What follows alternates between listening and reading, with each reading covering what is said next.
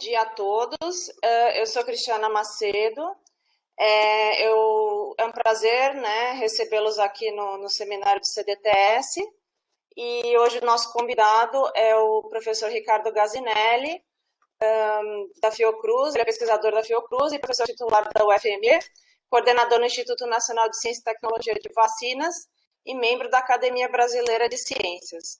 Né? E hoje ele vai fazer uma palestra para a gente, né, sobre avanços e entraves para a segunda geração de vacinas anti-Covid-19, num momento tão importante, né, para a gente em relação à vacina. Então, Ricardo, muito obrigada pela sua presença, muito obrigada por ter aceitado o nosso convite e estamos felizes aqui de te ouvir. Eu queria começar agradecendo a Cristiana Macedo pelo convite e a oportunidade de revê-la aí depois de tanto tempo e ver que está todo mundo bem. E também agradecer o Carlos Morel também pelo convite e dizer que é um grande prazer estar aqui falando com o pessoal do CDTS, que, de certa forma, nos últimos anos, no último ano, eu tenho lembrado muito das lições aí que, quando o Morel voltou lá do TDR, e desde então começou a falar muito da necessidade de ter um centro que fazia a transposição dos laboratórios mais acadêmicos, da pesquisa mais fundamental para o produto, né? E esse realmente eu acho que é um dos grandes problemas que nós estamos aprendendo com a pandemia, que a dificuldade que o Brasil está tendo no começo, muito na área de diagnóstico e agora de insumos. Então, realmente, volta essa questão à tona com muita força. Eu poderia falar bem da parte aí das vacinas que estão sendo utilizadas e tentando ser aprovadas, mas eu preferi falar um pouco da nossa pesquisa em vacinas para a Covid e dar uma pequena introdução do cenário atual. Então, eu vou começar a compartilhar minha tela. Vocês me falam aí se tá ok. Então, hoje, eu queria lembrar aqui que é um dia muito importante para nós, da imunologia, né, que o dia 29 de abril é o Dia Nacional do Imunologista, o dia do Imunologista, né, Dia Internacional do Imunologista. Então, é um bom dia para falar de vacinas e eu gosto muito de começar a falar com a imagem aí do Louis Pasteur, né, que com a descoberta dos micro-organismos, ele realmente foi o fundador da microbiologia médica, da vacinologia, né? Obviamente tem os estudos do Jenner na Inglaterra, mas certamente o Pasteur foi o cara que começou o desenvolvimento racional de vacinas, né? Ele, pelo menos, entendia um pouco o que ele estava fazendo. Ele sabia que ele tinha que crescer os micro-organismos, atenuá-los ou inativá-los, e então desenvolver as vacinas. Ele chegou a desenvolver a vacina para antrax, raiva e cólera, se não me engano. Né? Então, e também ele é o pai da imunologia, porque quando começaram a perceber que as vacinas funcionavam, e aí então um grupo de cientistas começaram a estudar os mecanismos pelas quais as vacinas funcionam. E isso é a base da imunologia, da cadeira de imunologia. Então, eu acho que Pasteur tem tudo a ver com o momento que nós estamos vendo. Não sei se ele tinha ideia da dimensão que isso ia tomar. Eu acho que ele olharia esse momento com certo orgulho, mas também com uma certa preocupação. Então, eu vou falar aqui o quadro atual orgulho, né, do impacto das descobertas dele, mas com a preocupação tanto da situação atual quanto também de como estão evoluindo algumas questões no desenvolvimento de vacinas atualmente.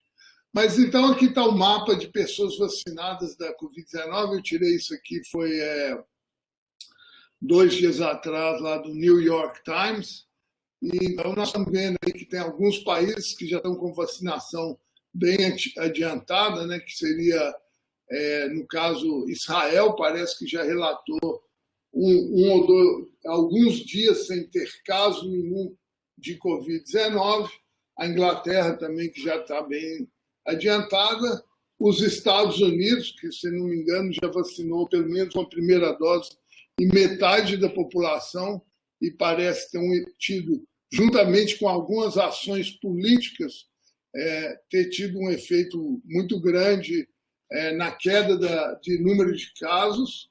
Na América Latina temos o Chile, que está bem adiantado, e o Brasil, nós sabemos que está tendo umas dificuldades aí de importação de insumos, mas também estamos progredindo aí, espero aí que com a contribuição de Bio Manguinhos, da Fiocruz e do Instituto Butantan, nós alcançamos aí uma grande parcela da população vacinada aí no segundo semestre desse ano. E aqui os números de casos, né, de Covid ainda é um grande problema e todas as dúvidas que nós temos sobre quanto tempo essa pandemia vai durar. E aqui eu gosto de mostrar essa figura, porque realmente nós estamos vivendo um momento de uma revolução na área de desenvolvimento de vacinas, tanto do ponto de vista tecnológico, quanto do ponto de vista, muitas vezes, de rapidez de desenvolvimento e ação das agências regulatórias, né?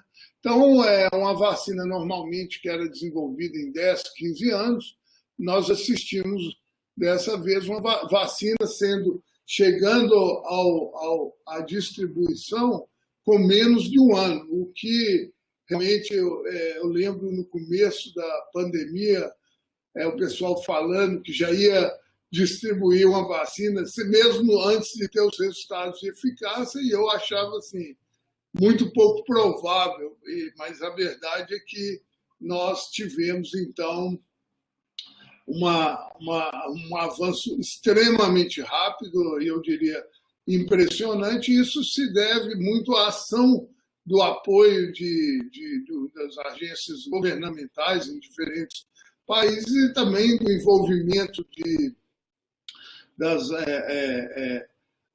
da indústria farmacêutica e também acredito que muitas plataformas que já estavam no momento de ser usada e o conhecimento adquirido, já que já existia algum conhecimento sobre os coronavírus, né? Então isso pode ser utilizado imediatamente para desenvolver a vacina. Então, o que permitiu avançar muito rápido foi o conhecimento, foi uma ação rápida das agências regulatórias e o fase 3. Né? O problema do fase 3 muito rápido é que a gente não tem ainda uma ideia da duração da resposta imune, né?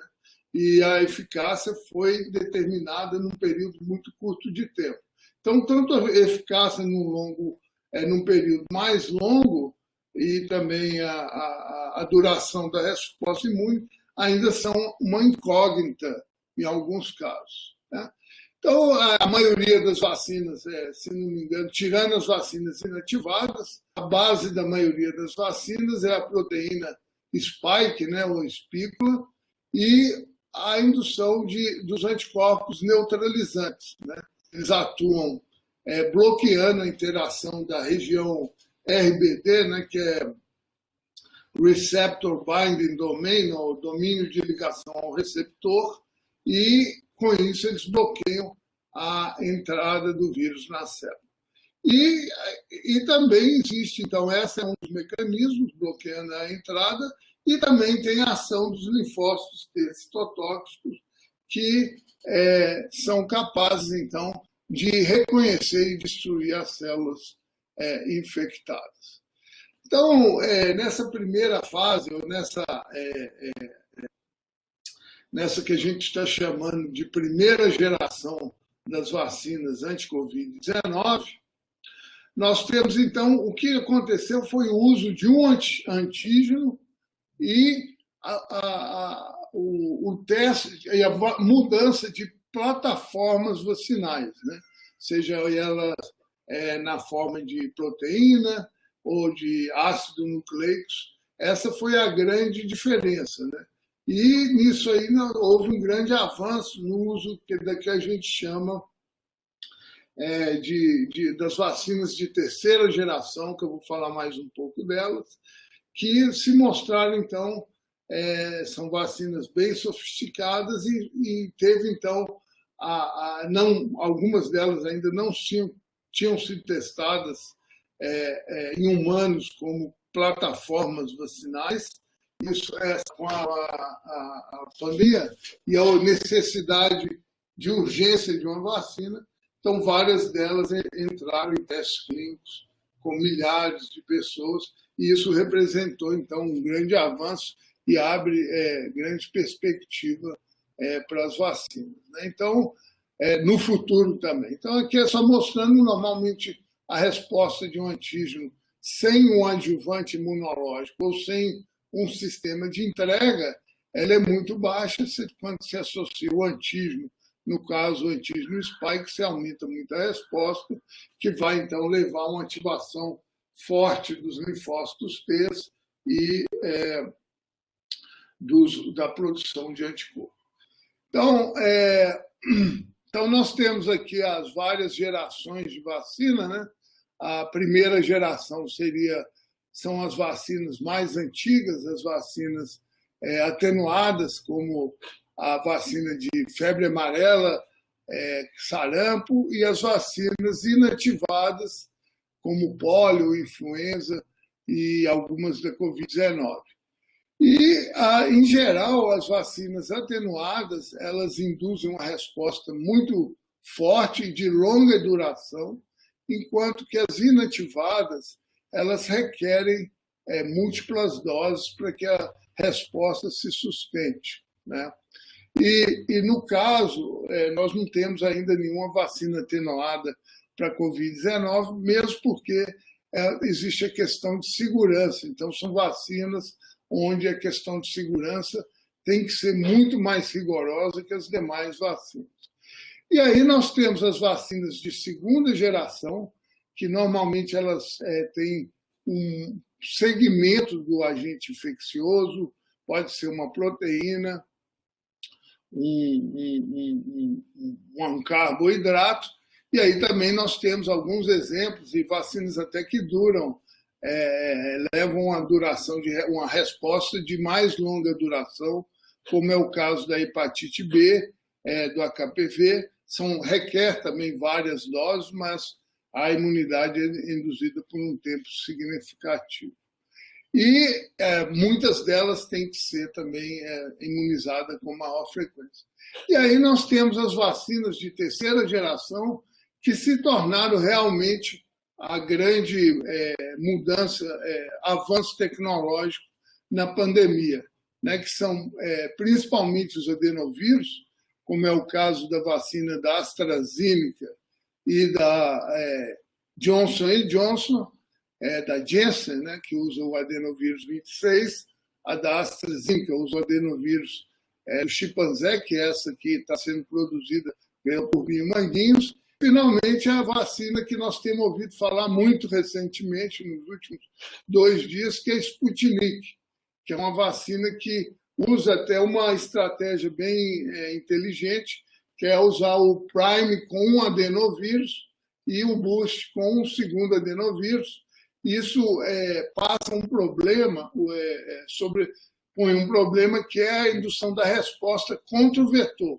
Então, teoricamente, nesse modelo da Sputnik, a resposta à segunda dose deve ser melhor do que quando você faz o prime boost usando o mesmo adenovírus. Prime boost seria indução e reforço, tá?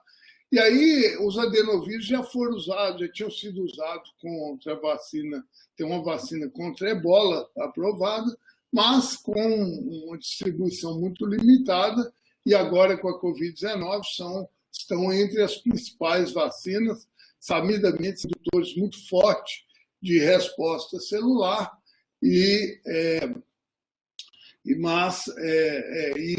também de anticorpo, mas não tão forte a resposta celular.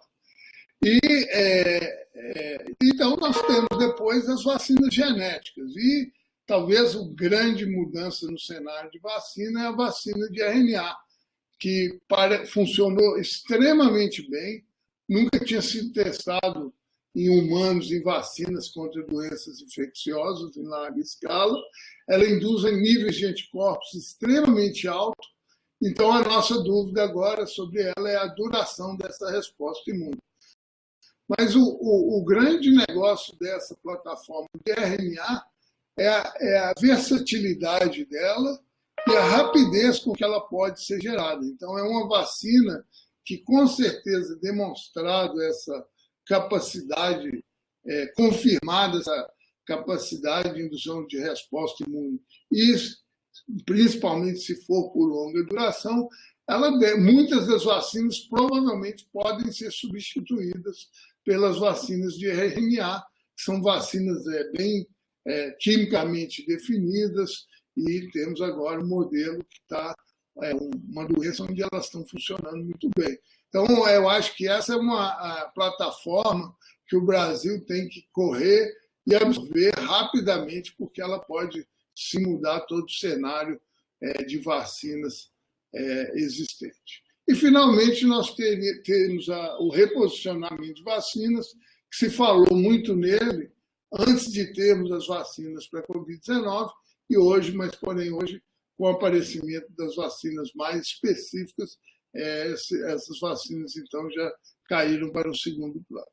Então, só uma introdução final aqui sobre as vacinas, né? Isso é outra coisa que tem se discutido muito, sobre a primeira e segunda dose, né? Então, toda a imunologia, de uma maneira geral, tirando as vacinas atenuadas, ela é muito baseada na primeira e segunda dose, né? Você tem uma exposição inicial, você prepara o sistema imune, e aí você tem uma segunda dose que vai aumentar em muito a resposta imune, né? Então, essa é a ideia. Obviamente que se o patógeno persiste por longo tempo no organismo, aí a segunda dose passa a ser desnecessária.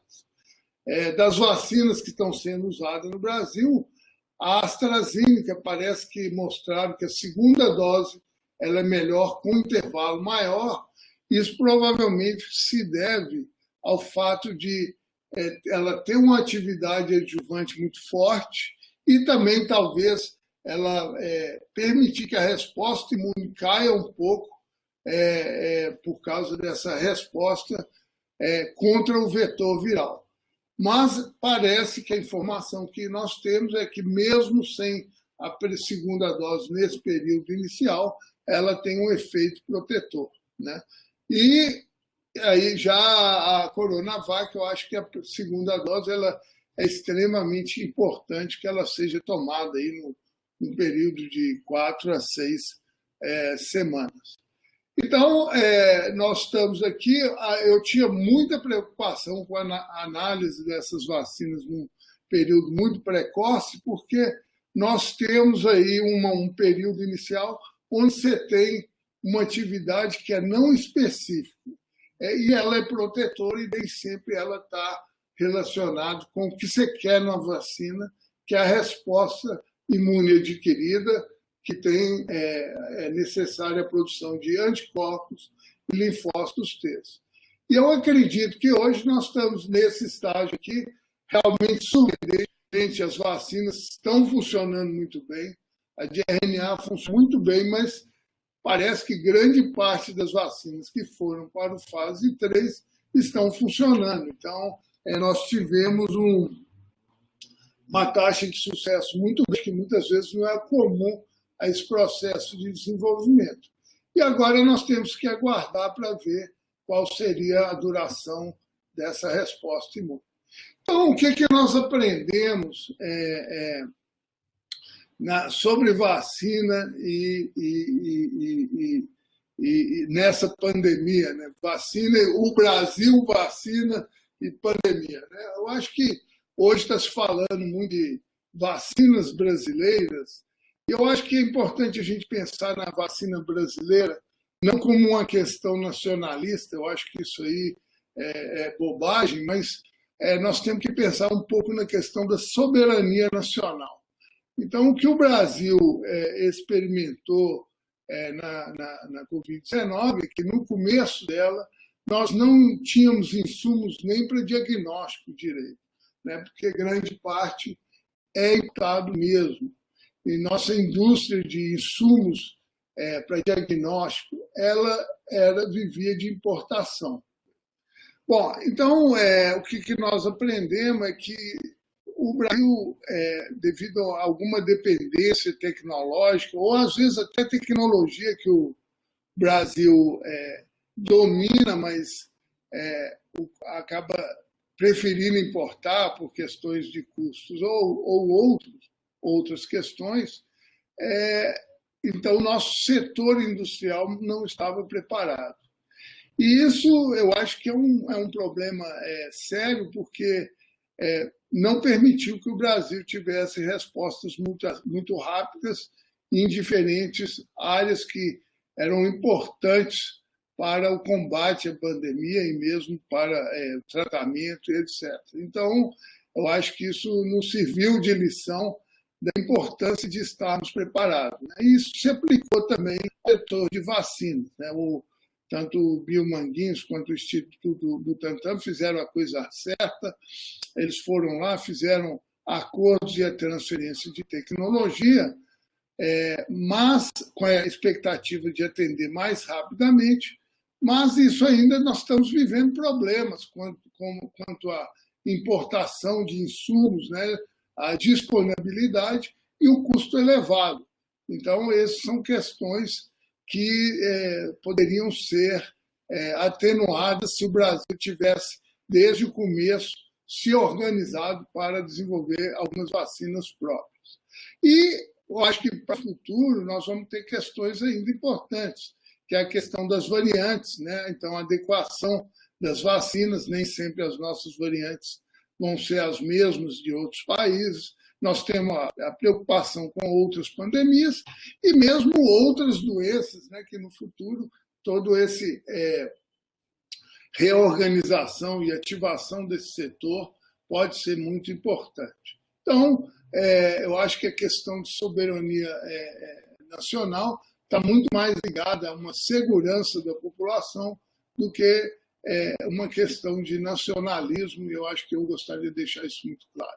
E isso, no médio ou longo prazo, eu acho que o Brasil ganharia muito tempo em termos de inovação, ganho econômico, respostas rápidas e etc.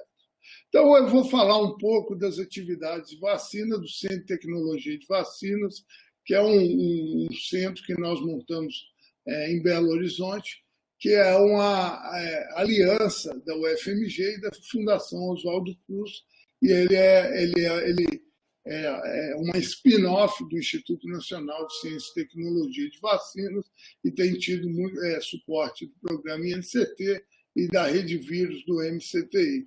Tá? Então, durante os anos, né, eu coordeno o INCT de vacinas desde a época do milênio, que era 2005,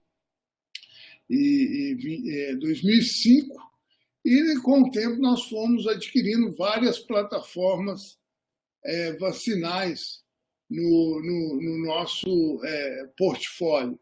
Então, nós trabalhamos tanto desde proteína recombinante, plasmídio, adenovírus, influenza, MVA, e também hoje a gente usa a tecnologia CRISPR para atenuar patógenos e desenvolvimento de vacinas atenuadas. E estamos, no momento, tentando adquirir a tecnologia de vacina de RNA. Então, eu lembro, isso aqui foi uma visita que nós fizemos a Biomanguinhos, quando eu recebi o Alexandre Machado, que era um pós-doc vindo da França, que trouxe a tecnologia da genética reversa para o Brasil, e ele passou a fazer parte do Instituto Nacional de Tecnologia de Vacina. Isso foi em 2009. E nós estamos preocupados com a necessidade de produzir uma vacina rápida para a gripe, porque no caso de pandemias. Então, de certa forma, nós já estávamos atentos, nós até conversamos na época com o doutor Akira e com o Marcos Freire, e tivemos um apoio aí de Biomanguinhos para tentar estabelecer a técnica, e a ideia era transferir essa metodologia para Biomanguinhos. Com esse modelo, nós fizemos várias vacinas para outros patógenos, para toxoplasma, Trypanosoma cruzi, para o Streptococcus pneumoniae, que é o principal, importante causador de pneumonia durante a influenza. Temos uma patente em vários países, e hoje nós usamos ele como um vetor vacinal. Nós também, durante esses anos, trabalhamos muito com adenovírus tipo 5, desenvolvemos vacina para malária, leishmania, toxoplasma, doença de Chagas.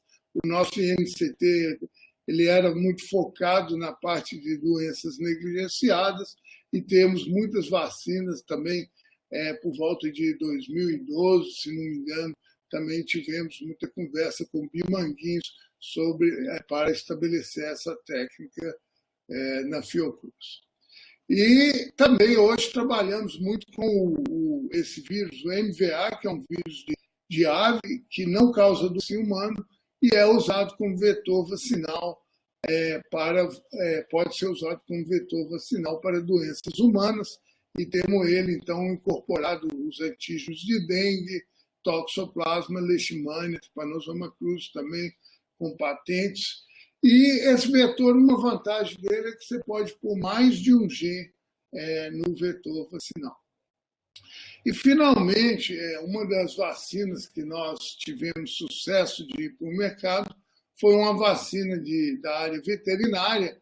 O setor veterinário no Brasil, ele é de vacina veterinária, ele é autossuficiente, ele produz grande parte dos insumos para os animais, principalmente os grandes animais e animais domésticos. O setor para aves já é mais dependente do mercado externo, acho que aves e suínos. Mas, com isso, nós desenvolvemos uma vacina recombinante para leishmaniose, que teve grande sucesso. Ela hoje é usada em cães, se vende aproximadamente 1 milhão de doses anuais para leishmaniose canino visceral. Essa vacina, ela hoje movimenta o mercado de aproximadamente 100 milhões de reais por ano, e o Estado de Minas recebe 30 milhões de reais de impostos, e é o produto que mais gerou royalties para o FMG na história. E hoje, junto com o programa Inova da Fiocruz, estamos usando essa vacina como base para desenvolver uma vacina terapêutica e, eventualmente, profilática contra a leishmaniose visceral humana.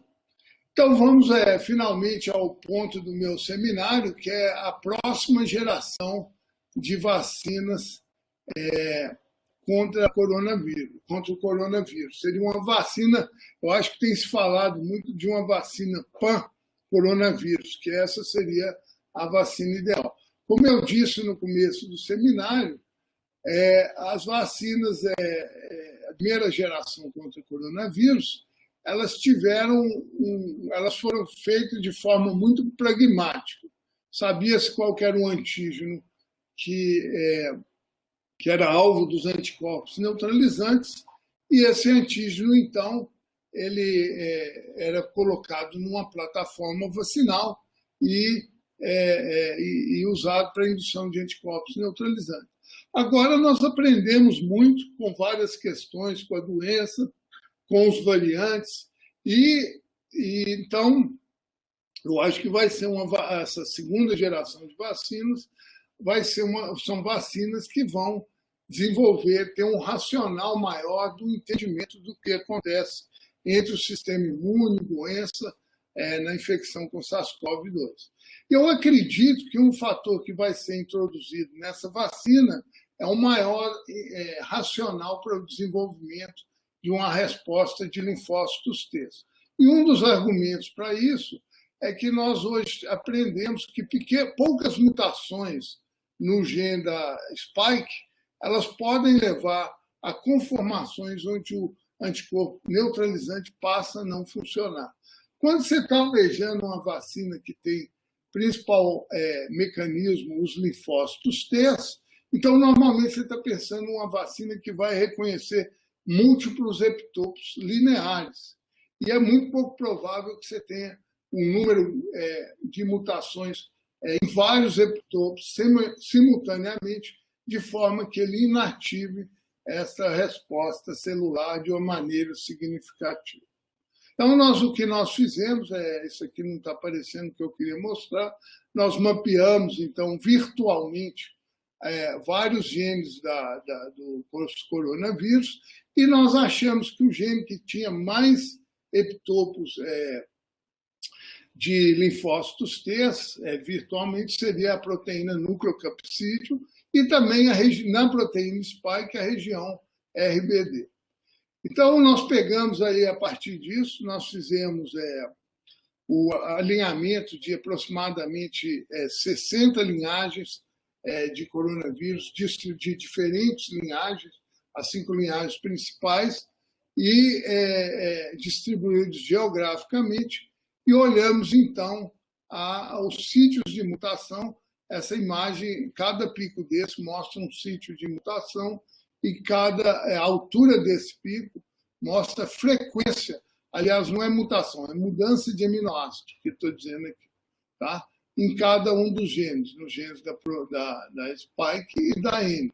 E sendo que as mutações em roxo aqui são aquelas associadas com os variantes, que tornam eles capazes de escapar da resposta imune e também torná-los mais virulentos. Tá? E os asteriscos embaixo mostram, então, onde estão os epitopos dos linfócitos T, a maioria não coincidindo com os sítios de troca de aminoácidos. Tá? Então, o nosso foco foi essa proteína N e a proteína RBD. Nós fizemos várias formulações, como eu disse, influenza, uma proteína quimera, DNA, MVA e adenovírus. Aqui está a tabela que resume os nossos trabalhos. Então, nós temos aqui já concluído várias influenzas expressando RBD, o MVA também expressando cada uma das proteínas, ou as duas. Temos aí os plasmídeos, RNA nós estamos ainda adquirindo, e proteína recombinante. E aqui está a resposta imune de cada um do que já foi feito, né?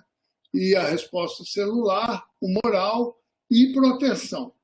E o que nós chegamos com o melhor resultado foi essa quimera, que é a combinação da N com a RBD, onde nós tivemos uma resposta celular, humoral muito forte e proteção no modelo animal do coronavírus. Então, aqui está o nosso modelo, nós pegamos um segmento de cada uma dessas proteínas, aqui está o peso molecular da proteína quimera, aqui da proteína da região da S, e aqui, aliás, aqui é da N, aqui é o da RBD, e aqui é da proteína quimera. Tá? Estou mostrando a adição. E aqui, então, para ver se esses segmentos eram importantes, nós analisamos a resposta imune dos pacientes que foram vacinados com Coronavac, que ela tem resposta tanto quanto a N quanto a S, e indivíduos convalescentes. Tá? Então, aqui nós temos a proteína RBD, que ela foi produzida de bactéria, então nós temos uma resposta de anticorpo muito baixa, porque o principal epitopo da RBD é conformacional, mas nós tivemos uma boa resposta para a proteína S produzida em eucarioto, tanto nos vacinados quanto nos convalescentes, e também uma boa resposta para a proteína N, tanto nos vacinados quanto nos convalescentes. Isso é a resposta humoral. A resposta celular, também nós tivemos uma consistente com a nossa análise de epitope. A resposta celular, a RBD, foi bem elevada, tanto nos vacinados quanto nos convalescentes, tanto na RBD quanto a S e quanto a N. Então, isso foi um resultado só para demonstrar que as proteínas que nós selecionamos seriam relevantes para um desenvolvimento de uma vacina de potencial interesse para os humanos. E como adjuvante, nós usamos, então, esse RNA de fita dupla, chamado poli-CLC, que é um RNA que ativa vários receptores celulares no citoplasma e na região endosomal, e ele induz a produção de vários componentes importantes para iniciar a resposta imune. Tá?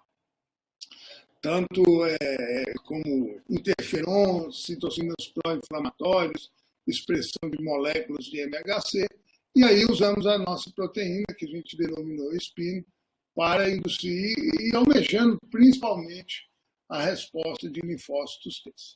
Mas ela também induziu altos níveis de anticorpos contra a proteína N. Vocês veem que ela titulou num título aí de 1 para 125 mil, né? Ela que ainda é 1 para 125 mil, 1 para 25 mil, então os níveis foram muito elevados. Para a RBD também foram elevados, mas um pouco menos, 1 para 5 mil aqui. Para o vírus, né, isso aqui é o vírus inativado, nós nem chegamos a titular, então vamos fazer essa titulação agora. E para a proteína S, a proteína S de eucarioto, a produção de anticorpo foi bem baixa. De novo, nós usamos uma proteína bacteriana, ela também induziu níveis elevados de anticorpos no lavado bronquioalveolar, tanto para a proteína RBD quanto para a M, o que é importante porque essa é a porta de entrada do vírus. Quanto à resposta celular, nós analisamos os isotipos de anticorpos, IgG1 e IgG2C, que indicam, né, normalmente a resposta IgG2C está mais associada com a resposta celular, e aí nós, então, demonstramos que essa formulação induz níveis mais elevados de anticorpos IgG2C para a proteína RBD, e para a proteína M foi mais ou menos similar, normalmente com altos títulos, para o vírus total também, e aqui a resposta de interferon foi bem elevada, tanto a proteína RBD quanto a proteína M. Então, essa aqui voltando a um ponto importante, quando nós pegamos os anticorpos anti-N, anti-RBD e anti a proteína quimera e reagimos com as células infectadas com coronavírus. E o que se observa é que os anticorpos contra a proteína N, eles reagem intensamente contra a célula infectada, e essa proteína está em abundância no citoplasma. Isso é importante porque, para uma proteína ser apresentada para os linfócitos T citotóxicos, ela tem que estar presente no citoplasma da célula hospedeira.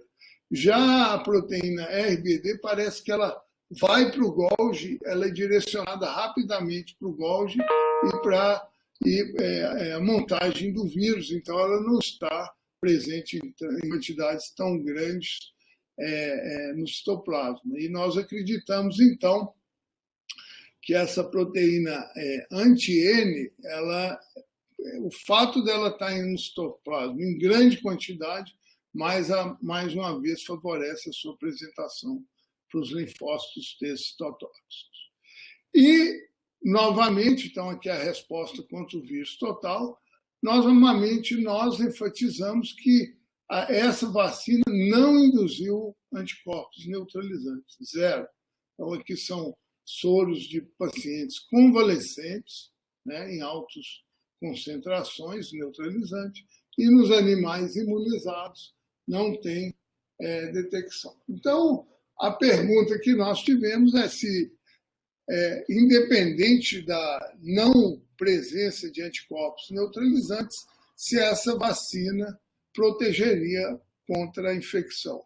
E nós usamos, então, esses camundongos transgênicos que expressam o receptor ECA2, né, que é humano, que é o receptor para a entrada do vírus nas células do nosso trato respiratório. Então, nós imunizamos com a proteína quimera, 0 e 20 dias, e com 51 dias nós desafiamos com o SARS-CoV-2, olhamos a resposta imune, que eu já mostrei atrás, sobrevida e patologia e carga viral. E aqui está a resposta, né? Obviamente, de todas as vacinas que nós testamos, essa foi a que funcionou melhor. Em azul, os animais vacinados. Então, eles praticamente não tiveram peso comparado com os animais não vacinados, que perderam peso até o 11º dia, você tinha uma queda de quase que 30%, e não houve mortalidade nenhuma nos animais vacinados, com 100% de mortalidade nos animais não vacinados. E, impressionante, quando nós olhamos a carga viral no 11º dia, quando os animais foram sacrificados, nós não detectamos RNA viral nem no sistema nervoso central, nem no pulmão dos animais vacinados. Aqui está a carga viral por volta do 7º ou 8º dia dos animais que não receberam a vacina. Então, a vacina teve, sim, um grande efeito protetor, tanto relacionado com a patologia, aqui mostra a patologia, o pulmão de um animal que recebeu só o adjuvante, você vê que ele tem um intenso inflamatório infiltrado, um infiltrado inflamatório, que é muito parecido com os pacientes com a forma grave da doença. Você vê a formação de coágulos, trombos, né, nos vasos sanguíneos, também, que é típico do processo da lesão pulmonar. Já os vacinados tiveram um infiltrado inflamatório menos intenso e uma formação de trombo menos intensa. Então, aqui está o nosso cronograma. Nós alcançamos aqui a vacina com 100% de eficácia nos animais de laboratório. Então, nós acreditamos que temos a prova de conceito e agora nós estamos avançando para a produção em lote piloto dessa vacina para fazer o teste de segurança e, se possível, começar os testes fase clínica 1 e 2 ainda esse ano. Então, eu gostaria só de finalizar aqui e voltar àquela questão da dependência tecnológica. O que deu certo e por que no Brasil nós não conseguimos chegar a uma vacina rapidamente? E eu acho que tem aqui mais um modelo de como isso aconteceu no exterior, né? Nós temos aqui, houve uma integração muito grande dos centros de pesquisa e universidades no desenvolvimento dessas vacinas. Isso aí eu acho que é um ponto extremamente crítico. Então, você vê, por exemplo, a Johnson foi desenvolvida em Harvard, as de RNA na Universidade de Mendes e depois transferida por uma empresa de biotecnologia, que é a BioNTech. Nós tivemos a de RNA dos Estados Unidos, que foi desenvolvida com a Moderna e no NIH, e aí vai. E tivemos empresas de biotecnologia realmente relativamente pequenas. Nós tivemos também a Universidade de Oxford, a Gamaleya, que é um instituto de pesquisa na Rússia, e o NIH, que também fez um pouco esse papel que as empresas de biotecnologia fazem, que é já levar para um produto, um protótipo bem avançado. E, no fim, nós tivemos as farmacêuticas, grandes farmacêuticas, né? Algumas dessas, como a Moderna, resolveu pular para a produção de vacina, mas uma boa delas transferindo para grandes farmacêuticas. E, no caso, realmente o que aconteceu é que as grandes farmacêuticas elas compram a inovação e levaram a inovação para frente. Então, isso foi o que deu certo. E, obviamente, houve um grande investimento do governo, né? O governo desses países que avançaram puseram muito recurso para que essas vacinas saíssem muito rápido. E aí mostra um pouco, eu acho que a situação do Brasil hoje, porque talvez nós não tenhamos tido esse avanço tão rápido. Eu acho que, de certa forma, talvez tenha faltado um pouco de coordenação inicial. O Brasil conta com algumas vantagens muito grandes, tem fábricas muito desenvolvidas para vacinas humanas, que é a Fiocruz e o Instituto Butantan, e tem também sistema de distribuição, tem expertise na parte de clínica, mas o nosso problema está aqui, no desenvolvimento inicial, no desenvolvimento avançado dessas vacinas. Eu acho que, como nós não temos um sistema de biotechs robusto, isso dificulta esse desenvolvimento inicial e, por exemplo, nós não temos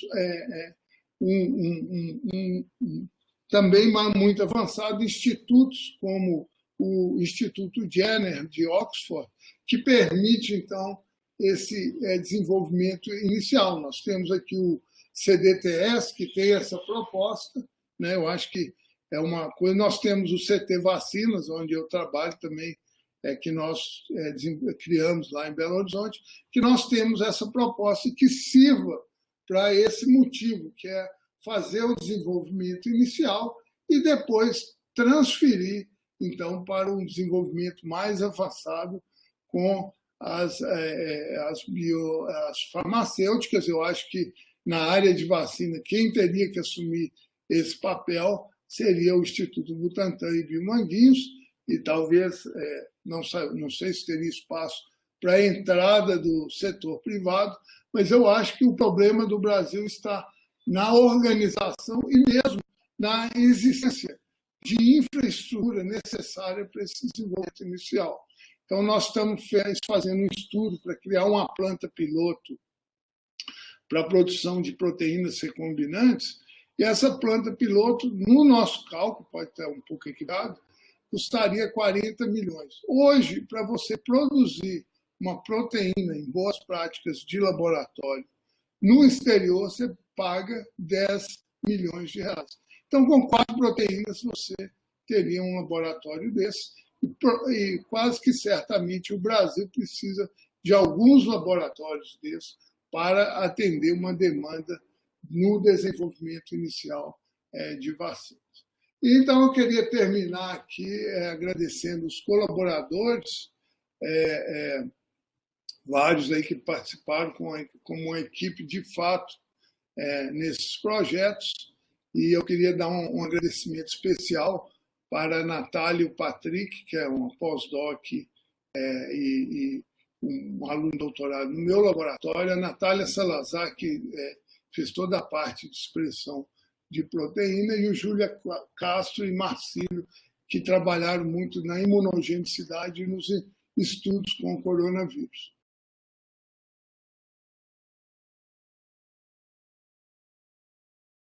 Ricardo, obrigada pela palestra, foi excelente. A gente teve aí uma visão bastante ampla aí das vacinas e do seu trabalho, né, que vai contribuir muito aí para o nosso desenvolvimento.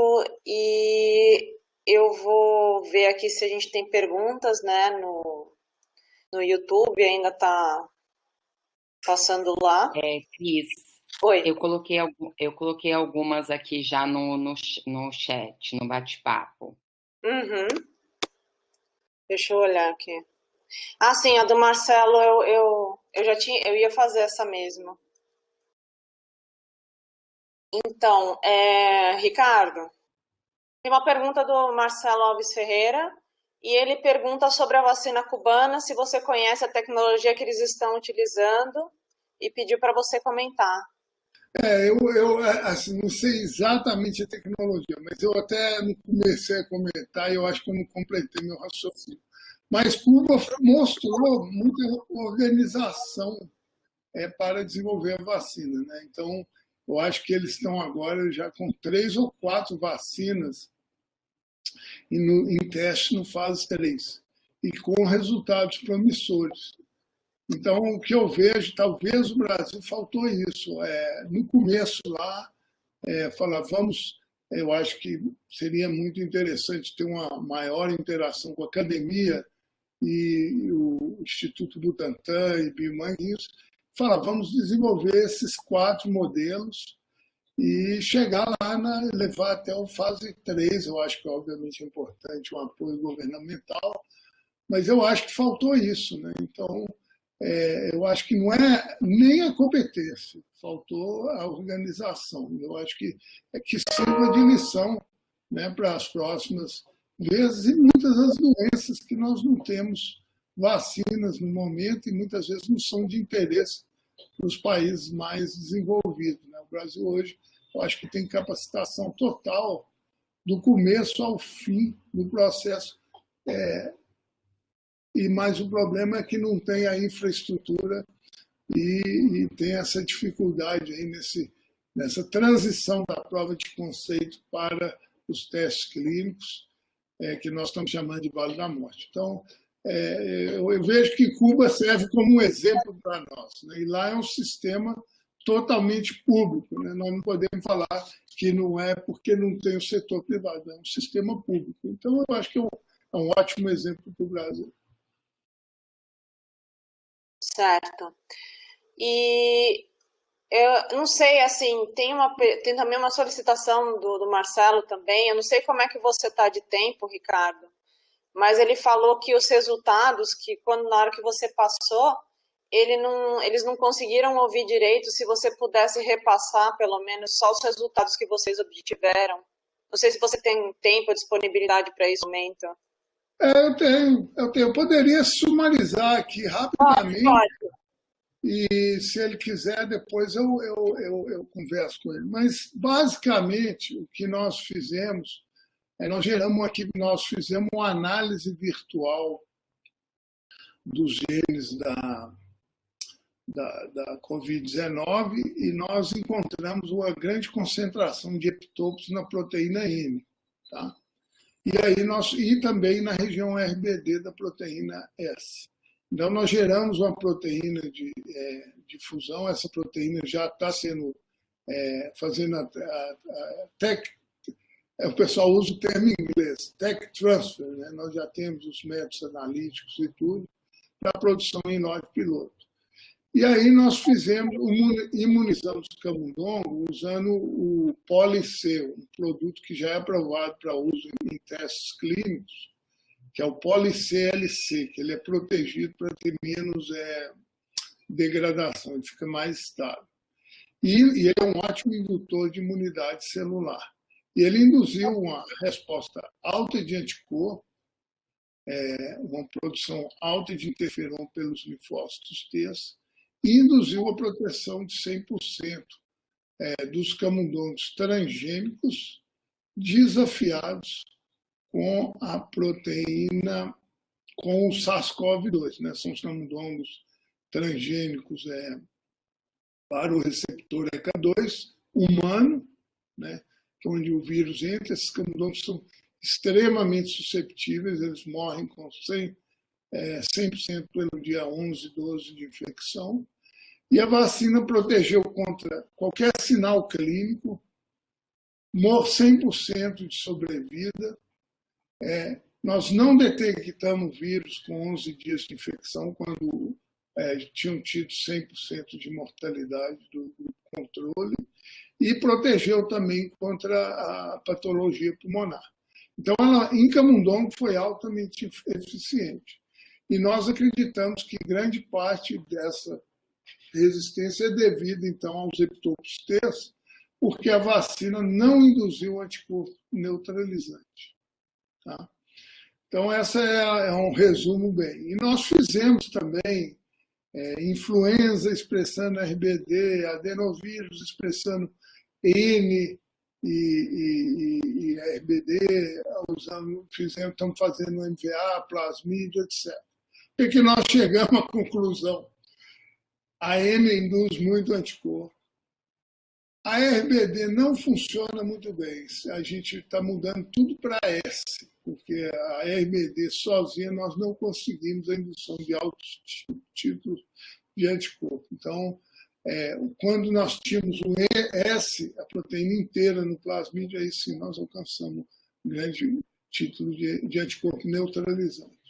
Então, essas plataformas fizeram teste de imunogenicidade, elas todas induziram resposta de T contra N contra RBD, e as que nós usamos, essa induziu um anticorpo neutralizante. Então, isso, e nós ainda estamos fazendo os testes de segurança, mas até o momento, disparadamente, a que funcionou melhor é a proteína de fusão. Ah, tá ótimo. Obrigada, Ricardo. E tem mais um comentário do Marcelo, né? E ele te parabenizou pelo trabalho, esforço, dedicação no estabelecimento do Instituto, dedicando à pesquisa e desenvolvimento de vacinas, né? E eu tenho uma pergunta também, né, que é uma coisa que também vem sendo bastante comentada esses dias, essa questão de associação de vacinas, né, de plataformas diferentes, né? Por exemplo, assim pode ser assim, a associação de vacinas adenovirais, por exemplo, a da AstraZeneca com a Sputnik, ou de plataformas diferentes, né? Por exemplo, a da AstraZeneca com a da Pfizer. Queria saber sua opinião sobre isso. Eu acho que a minha opinião sobre isso, que isso pode ser extremamente importante, especialmente para as vacinas que usam vetores virais. Porque, como eu disse, quando você usa um vetor viral, você induz a resposta imune não só para o gene exógeno, né, no caso aqui a proteína S do coronavírus, mas também para as proteínas do vetor viral.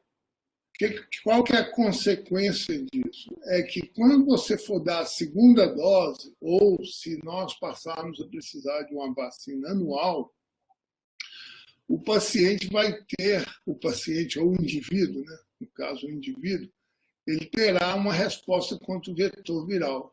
Isso torna a resposta à segunda dose ou à terceira dose menos eficiente. Então, eu acho que essa que é exatamente a estratégia que a Sputnik desenvolveu. Ela dá um vetor viral na dose 1 e outro adenovírus na dose 2. Eu acho que essa foi uma boa estratégia. E também nós temos evidência que, pelo menos, primeira e segunda dose está funcionando tem publicado aí com a vacina da AstraZeneca. Mas eu acho que, de uma maneira geral, você tem essa preocupação. E aí, se você usar uma segunda dose, ou de proteína recombinante, ou de RNA, ou mesmo de atenuado, pode ser que você resolva esse problema e a segunda ou terceira dose ficam melhor, né? As de RNA eu não vejo necessidade, porque ela só produz o RNA para aquela proteína, né, o recombinante. A não ser que tenha uma questão de custo, né? Ela é bem cara, então você pode dar a primeira dose de uma e a segunda dose da outra. Pode ser. Ou a terceira dose da outra, né? Agora, eu imagino que isso aí deveria ser testado, né? Nós vamos ter que fazer uns estudos clínicos para demonstrar se elas funcionam. Teoricamente, eu não vejo problema. Isso é muito usado na vacinologia, prime boost, indução e reforço heterólogo. Isso e muitas vezes induz a melhor resposta. Então, eu acho que teria necessidade de ser feito alguns estudos clínicos, pelo menos para comprovar que a resposta imune e a resposta de anticorpos está sendo efetiva nesses modelos onde se alterna a dose a vacina de cada dose. Ah, tá ótimo. Obrigada, Ricardo. Agora o professor Morel quer fazer uma pergunta também. E aí, Ricardo, primeiro, parabéns pelo teu seminário. Eu acho que ele mostrou não só o panorama na área de vacinas, mas mostrou, por exemplo, a importância dos INCTs, dos Institutos Nacionais, do Instituto do Milênio e depois dos INCTs. Eu acho que isso foram instrumentos fantásticos da ciência brasileira que, infelizmente, agora estão sendo subfinanciados. Mas eu acho que você mostrou claramente a importância desses megaprojetos.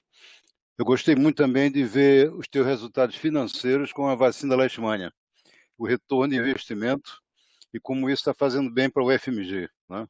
Quer dizer, eu acho que isso, para mim, é uma prova fundamental de que essa interação com os setores extra-acadêmicos é importante, tá? A pergunta que eu tenho para fazer para você, Ricardo, é uma coisa que está me preocupando nos últimos dias.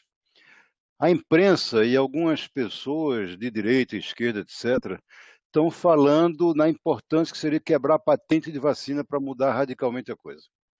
Eu acho que a gente tem uma consciência que quebrar patente não é uma varinha de condão. Você quebrou a patente, no dia seguinte a vacina está disponível para todo mundo.